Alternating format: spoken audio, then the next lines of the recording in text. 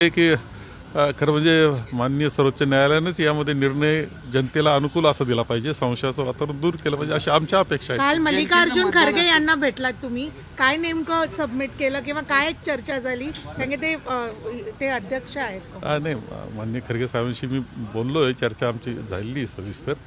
साधारणतः त्यामध्ये महाराष्ट्राचं राजकारण हे आणि पुढच्या काँग्रेसची दिशा हे सगळं ठरवण्याच्या दृष्टीनं मी बसलेलो होतो आणि त्याबरोबर निकालाबद्दलही अत्यंत संशयाचं वातावरण आहे. आपण पुढं कसं जायचं याची आम्ही चर्चा केली. काँग्रेसच्या काही संघटनात्मक बदलांबाबत खरगे साहेबांशी तुम्ही काही चर्चा केली का? नाही, संघटनात्मक बदलाचा कोणताही विषय नाही. आणखी जोमानं काम कसं करायचंय लोकांना घेऊन, सर्वांना बरोबर घेऊन याची चर्चा आम्ही केली. साहेब, एक महत्त्वाचा मुद्दा आहे. पवार साहेब पराभूत उमेदवारांच्या बैठकी घेत आहेत. तुमच्या पक्षातले नेते कुठे आहेत? नाही, आम्ही बैठका आमच्या झाल्या मुंबईमध्ये, आम्ही एकत्र बसलो होतो, सर्वांनी चर्चा केलेली आहे. सगळी चर्चा आमची झालेली आहे. सर, माजी मुख्यमंत्री पृथ्वीराज चव्हाण दिल्लीत आलेले